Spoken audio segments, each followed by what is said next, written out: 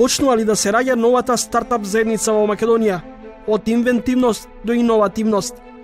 Најголема пречка во моментот се недостаток на финансии и недостаток на добро менторство во Македонија. Ќе успеат ли владините мерки за стимулација на компаниите да го сменат менталниот склоп кај младите? Се финансирале само помали проекти и оттаму и нискиот процент на искористеност на средствата. Луѓето кои што седат од другата страна, тој им кажува дека станува збор за луѓе кои што се спремни да преземат ризик во денешно време. Хрватските стартапи досега имаат привлечено дури $100 милиони инвестиции. Мате Римац го промовираше прототипот на автомобилот Римац Концепт 2. До сада смо имали доста младих ljudi, директно sa fakulteta i taj dio će se sigurno nastaviti u budućnosti. Добро вечер. Мерцедесот што стана символ на груевизмот, на политичкиот и социјален разврат, на луксузирањето на претходната власт, останува гаражиран во депото на македонската влада. Запрена е лицитацијата и тоа не смее да се оттуѓува додека трае судската постапка за прислушуваните разговори околу моделот и неговата набавка, договорени меѓу Груевски и Јанкуловска. Експредседателот на Врховниот суд пред 2 недели сериозно го предупреди кабинетот на Заев дека продажбата на луксузниот и скап Мерцедес треба да се стопира поради кривичната постапка. Дани Илиев за Фактор магазин пред 2 недели беше категоричен. Јас се чудам предмет, односно предмет кој е предмет на кривично дело, не би можел така да се продава. Односно тој би требал со судска одлука да биде привремено одземен до крајно завршување на постапката, а потоа судот ќе одлучи што со предметот, ќе го довери на некој орган, ќе го продава и така натаму. Во овој случајот мислам дека продавањето визави обвинението за истиот предмет не е допуштено. Тоа значи дека владата не сме или не може да го продава Мерцедесот бидејќи е дел од владата не знам. Она смее сигурно. Ама не знам зашто судот или обвинителството кој пред кого е оставен предметот така. Ја не сум чул дека постои одлука да тој се привремено одзема додека не заврши постапката за него или неговата набавка и така. Ако нема тако, веројатно ќе може, но не е добро. И во владата валјда има некој што разбира, не е прво обвинение во кој се наоѓаат предмети кои до завршување на предметот на претресот, односно до првата пресуда, до правосилна пресуда остануваат во надлежност на судот. И додека во Македонија судбината на блиндираниот Мерцедес од 600.000 евра останува мистерија. На само 700 километри од тука, во Загреб, е дизајниран и направен најмодерниот и најбрз автомобил на електричен погон. Римац Концепт 2 е представен на сајмот во Франкфурт. Младиот Мате Римац со неполни 30 години стана светски бренд на иновациите и модел како се испишуваат сториите за сонувањата за стартап фирмите што сега се новата приказна за европска Хрватска. Прототипот на автомобилот Римац Концепт 2 е новиот хит кој го загрозува и американскиот мултимилиардер Илон Маск и неговиот автомобил Тесла на струја. Римац 2 нуди и батерија која би требала да биде достапна за околу $100. Времето на полнење на батеријата е 30 минути до 80%. Не треба да ја заборавиме ниту почетната цена на Римац 2 од 1.700.000 евра. Кој е Мате Римац, иноватор што пред една деценија разглоби еден стар и брз BMW, а потоа се тргна со своји пронајдоци, вклучувајќи го и велосипедот на струја што чини $8.000 и се произведува на кинескиот пазар.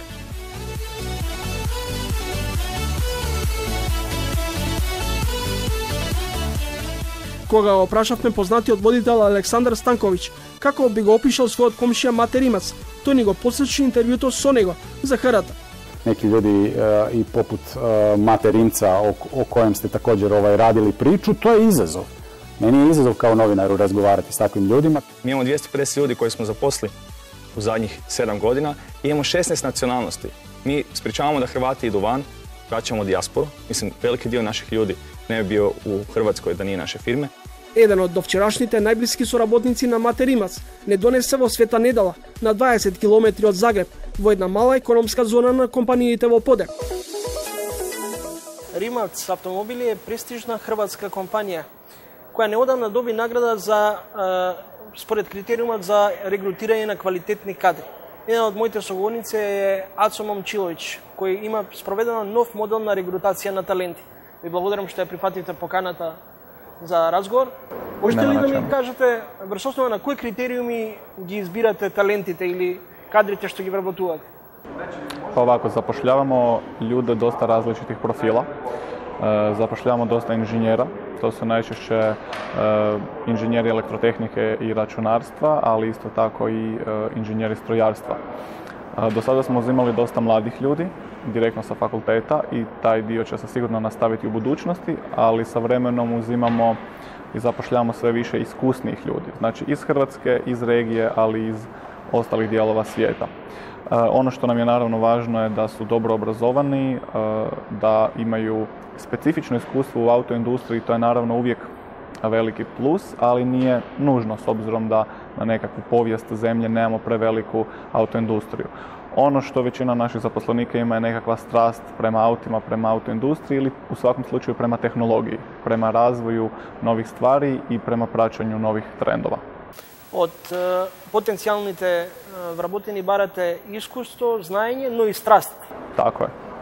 Da, važno je imati taj splet više faktora, znači naravno iskustvo i znanje, specifični skillovi su važni, ali za ovaj posao mislim da je gotovo nemoguće raditi ako neko nema stvarno i veliku volju i motivaciju da sudjeluje u ovako velikom projektu.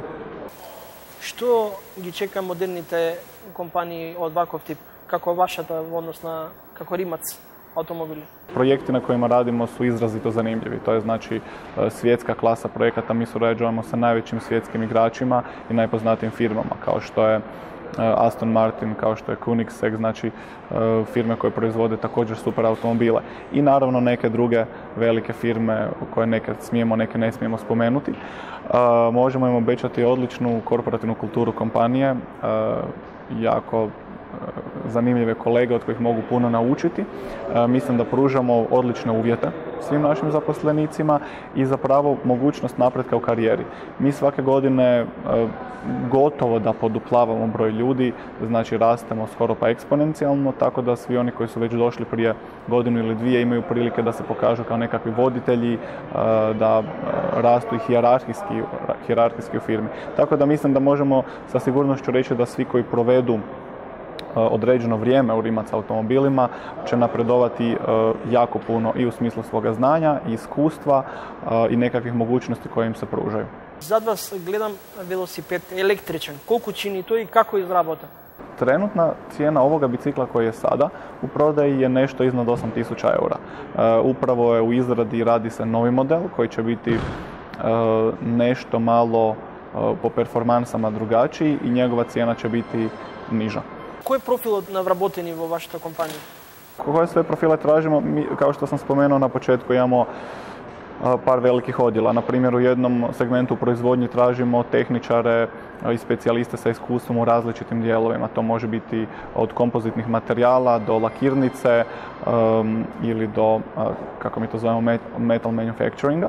Imamo velike razvojne odjele, znači razvoj automobila, gdje imamo mechanical inženjere strojarstva sa različitim subspecijalizacijama, ali isto tako u razvoju komponenti imamo i razvojne inženjere, znači elektrotehničare, programere i opet različitih vrsta. Možemo reći da zapravo kad gledamo fakultete sa kojima surađujemo, mi gotovo zapošljavamo sve profile studenata koje oni obrazuju. Znači od inženjera možemo govoriti o programerima koji su embedded programeri, embedded razvojni inženjeri hardvera, softvera, mobile app developeri, znači i front-end i back-end i web application developeri, tako da mislim da pokrivamo jako puno različitih profila. Како дојдовте на идејата да ја формирате компанијата Rimac, имајќи во предвид дека првичната идеја било да се преку стариот модел на BMW да се создаде ваков? Da, ovdje se u firmi i tamo iza nas može vidjeti malo o povijesti kompanije. Zapravo ideja je došla od osnivača i vlasnika kompanije Mate Rimca koji je imao tu viziju. On je htio napraviti, kako je sam se kao mlad utrkivao i sudjelovao u automobilskim utrkama, onda je došao na ideju da napravi električni automobil. To je tada izgledalo u tim godinama dosta smiješno ili gotovo nemoguće, međutim godine su pokazale da je njegova vizija, njegova upornost bila dovoljno dobra da na kraju i ostvarimo ovaj nevjerojatni uspjeh. Naravno, ono što je važno za reći, mi smo možda poznati zbog ovih automobila koje radimo, znači jer su oni svjetska top klasa, ali mi smo zapravo kompanija koja razvija tehnologiju. Znači, dobar dio naših prihoda i dan danas, a i u budućnosti će biti iz suradnje sa pojedinim kompanijama, sa klijentima koji naručuju samo dio automobila koji mi, na primjer, možemo razviti. Da li idnинате во електричните автомобили? To će biti zanimljivo pratiti zato što je trend razvoja električnih automobila u zadnjih godina u ogromnom porastu. Znači, ono što je Tesla napravila, probila nekakve barijere, komercijalizirala te aute. Ono što ja vjerujem da možemo u sljedećih 5 godina očekivati znatan porast električnih automobila na cestama u svijetu, a onda naravno će se to preliti i na regiju. U ovome trenutku ih još nema, ali mislim da i neke države kroz regulacije zapravo će uvjetovati da određeni broj ili čak svi automobili u nekom vremenskom periodu budu električni. Koji je recept da gi zadržite kvalitetните kadri? To je pitanje koje ja mislim svim zemljama zanimljivo za postaviti. Iz Hrvatske odlazi određeni broj ljudi, inženjera u zapadne zemlje. Za našu kompaniju, na svu sreću, je situacija nešto malo lakša zato što mi, kao što sam rekao, stvarno radimo na najboljim svjetskim projektima. Znači, nitko neće otići van u nadi da radi neka bolji ili zanimljiviji projekt. Isto tako trudimo se da su naše plaće kompetitivne i nudimo cijeli niz drugih motivatora za naše zaposlenike, tako da smo za sada zadovoljni sa brojem ljudi koji ostaju u firmi. Možemo reći da jako malo ljudi u ovome trenutku odlazi, a ono što je posebno zanimljivo i što nam je drago, da smo uspjeli i vratiti neke ljude koji su otišli iz zemlje van, tamo se obrazovali ili radili, vratiti nazad u Hrvatsku i zaposliti u kompaniji. A isto tako lijepo je primijetiti da smo dovoljno atraktivan poslodavac da privučemo i kandidate inženjere iz drugih zemalja. Tako da u ovome trenutku imamo zaposlene ljude iz 14 zemalja iz cijeloga svijeta. Вие сте млад човек. Што беше пресудно да одлучите да работите за Rimac автомобили? Odluka nije bila teška zato što mislim da je ovo jedna od rijetkih kompanija u cijeloj regiji koja radi ovako zanimljive projekte na ovako visokom nivou. Mislim da je sam vlasnik, vizionar kakve je rijetko sresti i upoznati, tako da mislim da svakom kome se pruži prilika da radi u Rimac automobilima je svakako treba iskoristiti, jer će znanje stečeno ovdje i iskustvo biti izuzetno rijetko. Da li na svijetu mu prestoji hibridna vojna na manipulaciji i lažni vesti? To je zanimljivo pitanje, međutim ja nisam stručnjak za sigurnost. Ja mogu pretpostaviti, prema tome isto tako što čitam po medijima, da će sigurno biti sve veći broj ljudi zaposlenih u cijelom sektoru, znači sigurnosti, informacijske sigurnosti i ajmo reći nekakvog informatičkog ratovanja, ali opet, kao što sam rekao, to nije nekakva tema koju ja komentiram s obzirom da nisam specijalist u tom području. Почна да се раѓа и расте новата стартап заедница во Македонија. Ги има во гостителството, услугите, eBay, PR, маркетинг, вештачката интелигенција. Разновидни се платформите за развој и иновации. Мои гости се Катерина Трајчевска и Тошо Трајанов, новите бизнис ентузијасти кои со своите 24 години, пред 3 години, стартувале со своите идеи.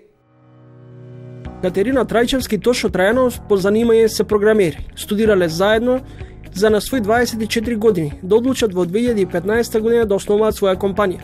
Скоро 2 години пред да ја отворат Адева, работеле хонорарно за фирми во други земји, повеќето од нив и сегашни клиенти, што им овозможило најголем дел од нивните лични примања да ги инвестираат во поставување на компанијата. На почетокот, за да немаат големи трошоци, работеле и од дома, но за многу кратко време развиле рентабилен бизнис, модел што им овозможил целиот приход на компанијата да го реинвестираат назад.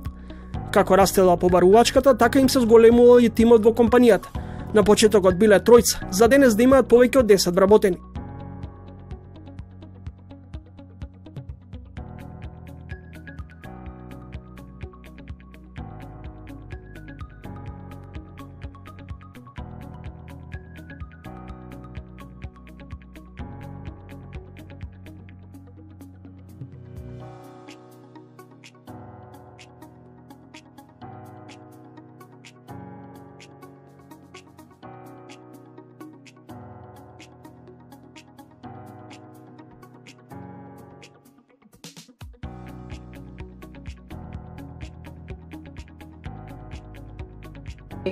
бизнис проект. Така што во денешно време младите, особено оние кои што навистина имаат предприемачки духи, кои што сакаат да влезат во овие води, дефинитивно влегуваат со иновативни и креативни проекти.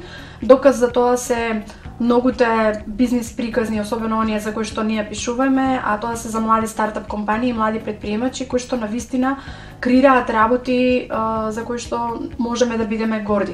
Станува збор, повеќето луѓе сметаат дека стартапите се врзани исклучиво со IT сцена. Соработуваат со стартапи и мали софтверски компании од Европа и Соединетите Американски држави, чии активности и продукти се пласираат на светскиот пазар. Клиентите ги бира аутсорсинг компанија затоа што сакаат да бидат сигурни дека може да им донесат долгорочна корист и раст на нивната компанија, но и да им овозможат на девелоперите работа на предизвикувачки проекти како дел од врвни стартапи.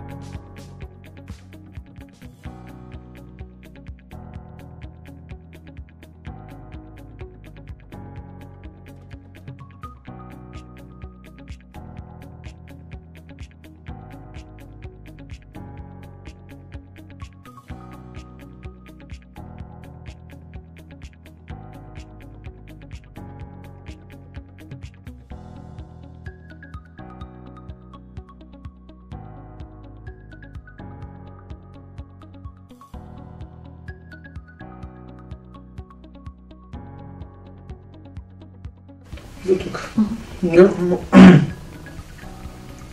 Иде? Да. Јорданова, ти благодарам за... Ајде да не биде со ти, иако сме колеги посега. Ајде, иде. Јорданова, ти благодарам за издвоеното време за разговор. Иновативност, креативност, на што младите најмногу се потпираат и ризикуваат да влезат во бизнис. Во компанијата речиси сите се информатичари.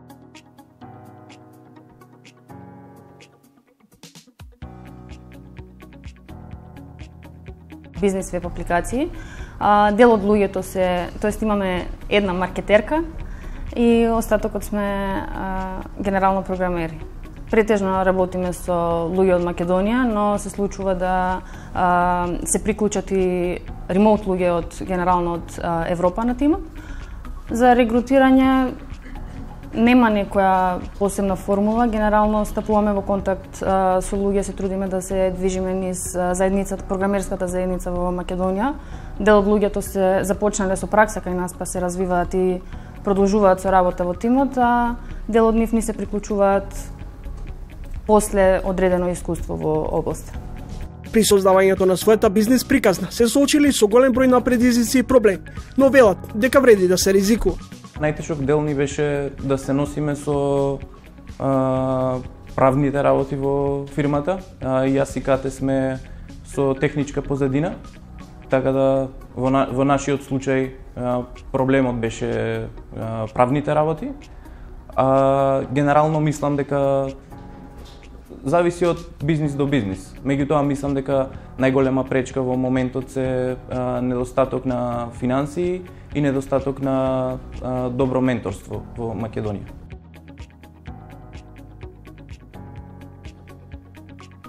Грешките, учење од клиентите, што е она што тие го бараат, зашто во принцип работиме за да задоволиме нечии потреби, мора да се научиме да ги препознаваме кои се тие и да го прилагодуваме нашето решение на тоа што навистина им е потребно.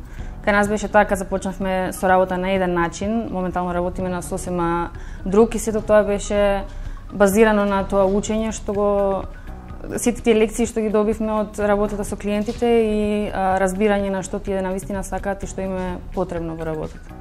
Трајанов го прашавме каков совет би им дал на следните млади предприемачи. Да бидат храбри, да почнат најрано што можат. Се прават многу грешки, од секоја грешка да ја сваќаат ко лекција за наредна подобра одлука, а не како пат. По рекламите следува интервју со директорот на Фондот за иновации и технолошки развој Јован Деспотовски. Следете не.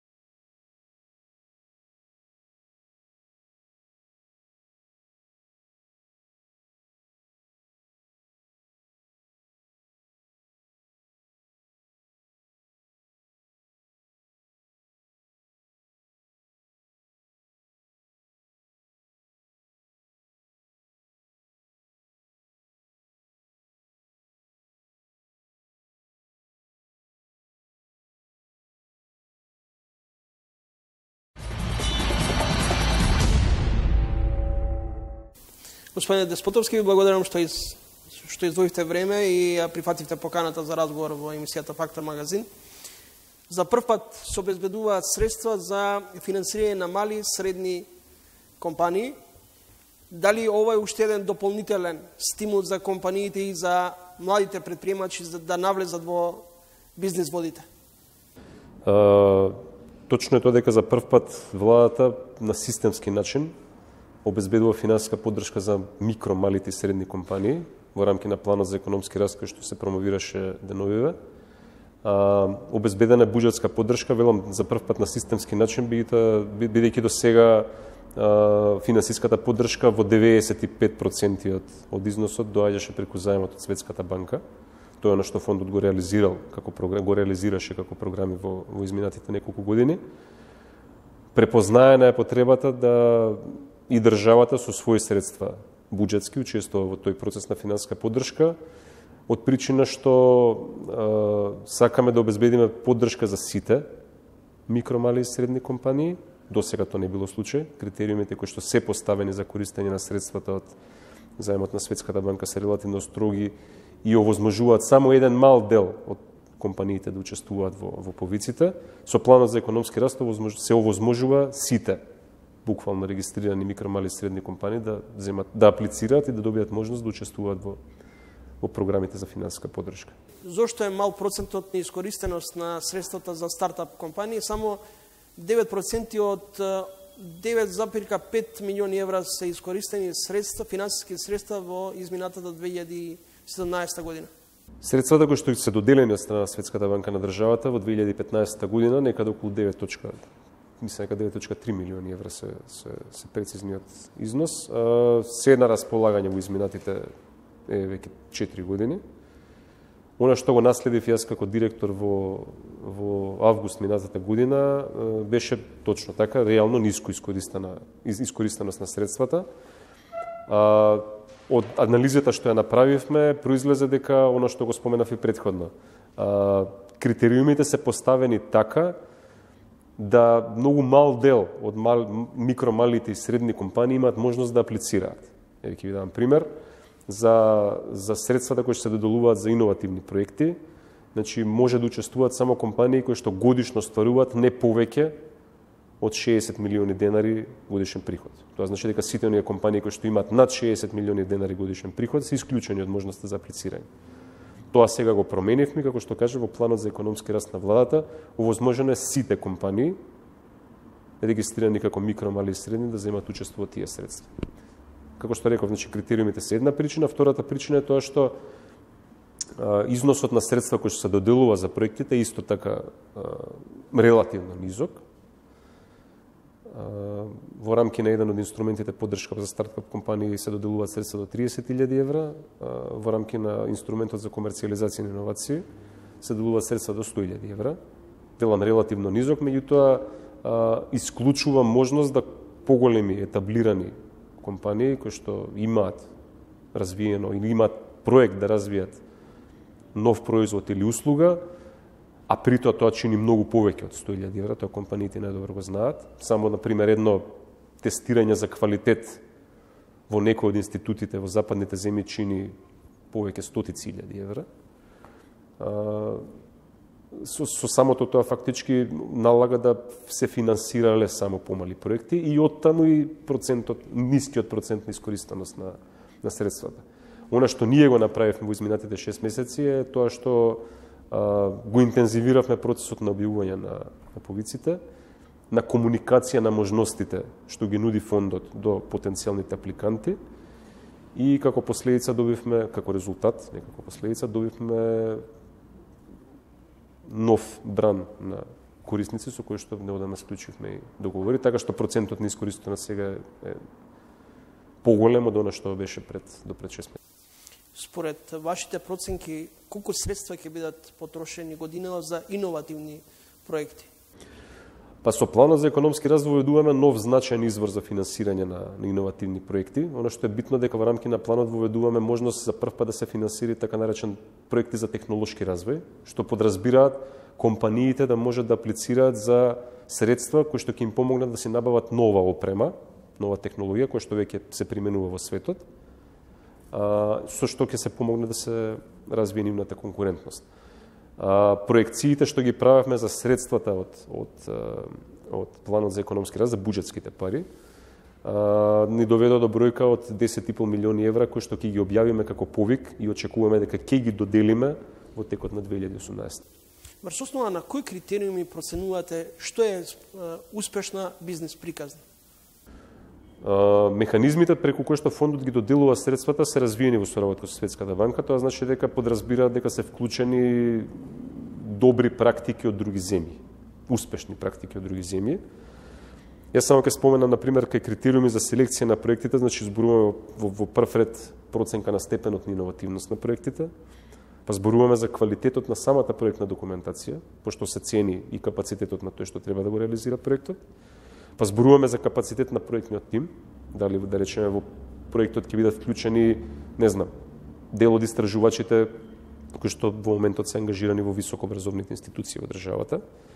Па се прави проценка на потенцијалот на пазарот, бидејќи вие може да развиете продукт за кој што реално нема пазар. Меѓутоа може да се развие продукт или услуга за кој што пазарот е неограничен. Значи се прави проценка и на тоа, и на крајот се прави проценка на влијанието на самиот проект врз општеството, односно врз животната средина. Согласно овие 5 критериуми се носи одлука дали одреден проект ќе се финансира или нема се финансира. Што е пресудно? Иновативност, инвентивност? Сите овие 5 критериуми се важни, не се подеднакво важни, значи во кај одредени инструменти поголема тежина се дава на степенот на иновативност, кај проектите од технолошки развој поголема тежина ќе се даде на потенцијалот на пазарот. Нормално. Значи бараме иновативни. Инвенцијата сама по себе значи пронуда за кој што може нема пазар. Значи ние тоа не го финансираме. Значи финансираме производ односно услуга за кој што има пазар. Бидејќи крајната цел е да се развијат компаниите со наша поддршка, финансиска поддршка од страна на фондот и на владата, меѓутоа за да се развијат и да функционираат, значи мора да имаат пазар за тоа што го пласираат. Дали понатаму најголем интерес за отпочнување на бизнес има кај секторот, IT секторот? Трета причина која што не ја споменав за релативно ниската искористеност на средствата допред 6 месеци е и тоа што фокусот малку повеќе бил ставен на IT секторот, односно да кажем исклучиво бил ставен на IT секторот, бидејќи се очекувало дека од таму треба да произлезат сите нови идеи и производи и услуги.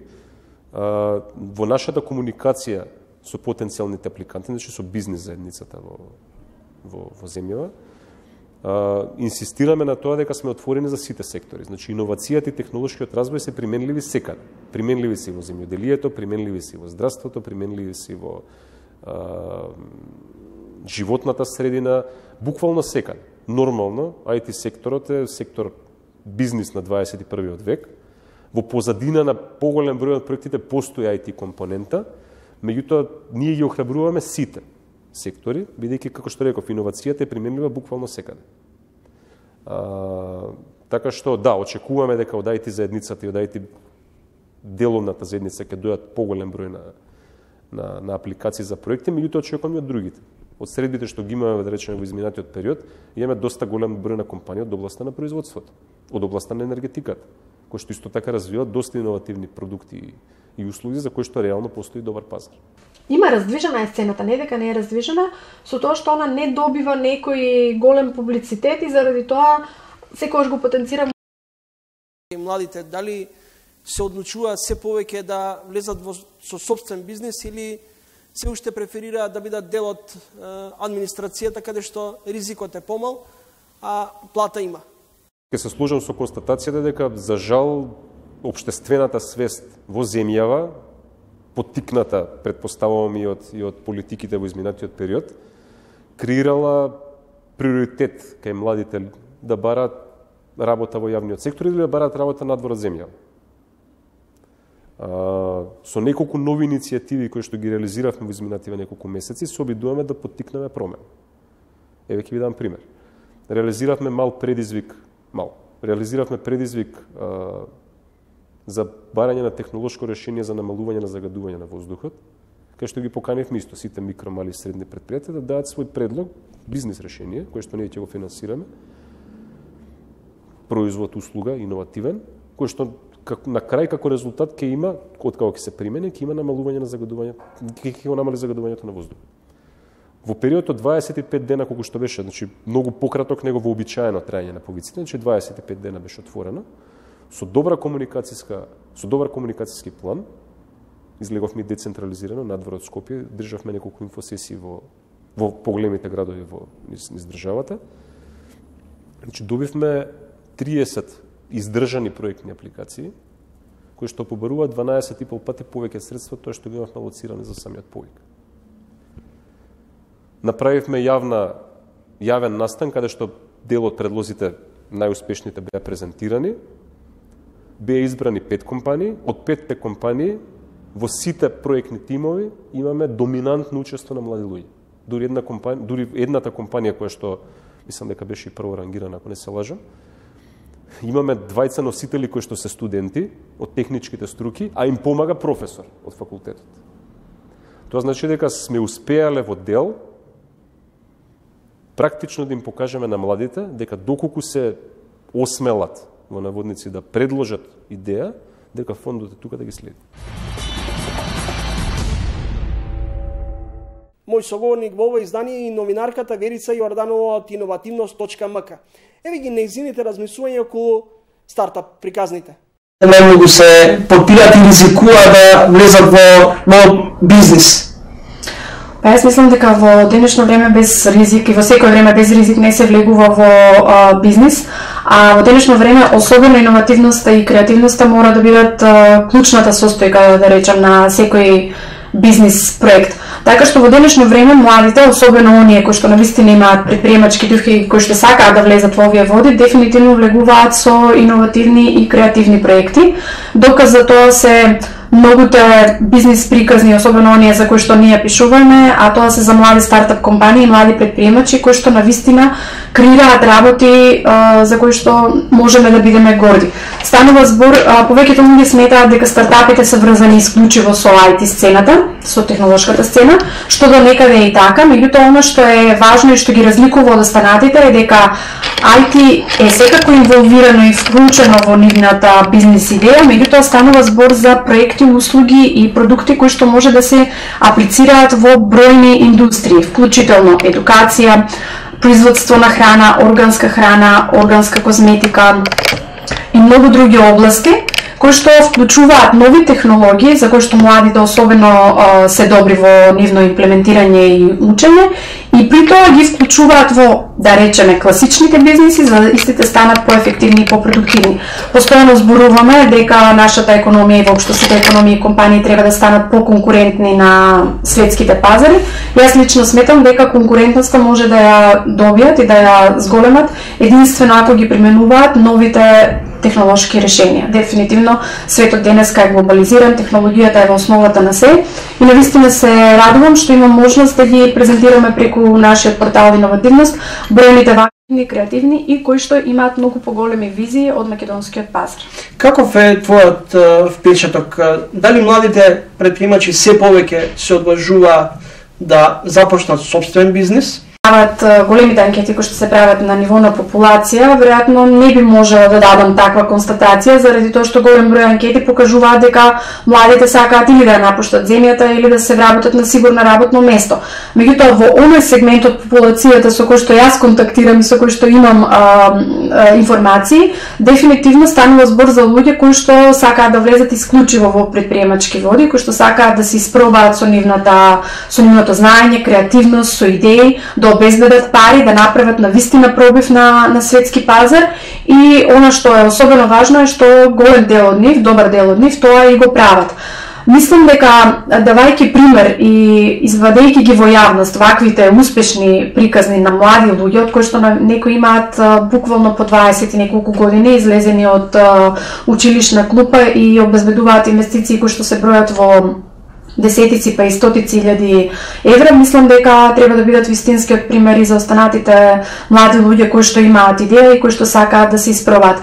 Еве сакам да кажам еден интересен податок дека например во големите светски компании како што се Google и така натаму се смета дека поголема предност ќе имаат младите кои што во своето CV напишале дека зад себе имаат еден или повеќе неуспешни стартапи, отколку оние кои што имаат докторат во некоја област. Зошто? За луѓето кои што седат од другата страна, тој им кажува дека станува збор за луѓе кои што се спремни да преземат ризик. Во денешно време водењето бизнес без преземање ризик и постоењето таков порив да се преземе ризик апсолутно е невозможно. Затоа се смета дека условно речено неуспехот кој што некој предприемач го имал позади себе е многу поголема придобивка од било каква диплома која што би си ја закачале на зидот. Мислам дека и во Македонија треба веќе тоа да почне да се зема предвид. Еден друг тренд кој што постои во светски рамки, во Македонија полека навлегува и сметам дека треба многу похрабро да се навлезе во таа област и да се направи спојот помеѓу така наречената стартап сцена и класичната бизнес сцена. Зошто? Заради тоа што стартапите, што се? Тие се всушност најобични компании регистрирани според Закон за трговски друштва, не станува збор за нешто специфично, она по што се разликуваат од останатите компании е што имаат иновативен, креативен потенцијал и потенцијал за скалабилност, односно ширење на нови пазари. Додека пак класичните, да речам, компании, без разлика на која индустрија да се однесуваат, имаат постојано потреба од тоа како да се диференцираат на пазарот, каква маркетинг или промотивна продажна стратегија да направат, како да воведат некоја нова услуга која што би ја понудиле на своите клиенти, а по која што ќе се разликуваат од конкуренцијата, што значи дека и тие компании се соочуваат со голем број на предизвици, не се во комфортна зона. Мислам дека овде треба да настане поголемо запознавање помеѓу овие две сцени, за да можат до реализација со крајен профит. Вреди ли да се инвестира во Македонија и да се ризикува? Во исто време имајќи во предвид дека постојано имаме амплитуди на политичко општествен план. Апсолутно да, заради тоа што во Македонија во моментот постојат на располагање доста фондови на располагање кои што се отворени за иновативни проекти. Зошто вреди? Вреди заради тоа што денеска светот, пак ќе повторам, навистина е глобализиран и буквално можете да продавате услуга или производ од било кој дел на светот и при тоа да немате никакви проблеми или бариери, односно да немате многу. Така што преземањето на ризик, користењето на одредени фондови средства и ресурси во Македонија и од Македонија и при тоа добивајќи можност да го користите како поле за продажба целиот свет, сметам дека е апсолутно предност која што треба да се искористи. И тоа го користат не само стартапите и компаниите во Македонија, туку и секаде во опкружувањето. Неделава имавме една информација дека еден словенечко српски стартап кој што нуди технолошко решение за одредени индустрии, само во период од 12 минути успеале да приберат 22 милиони долари инвестиција. Што значи дека тоа решение кое што тие го нудат, буквално се однесува на компанија од целиот свет или претпоставувам можеби најдека преземањето на ризик за се, а можноста да се работи буквално на светски пазар треба да се искористи.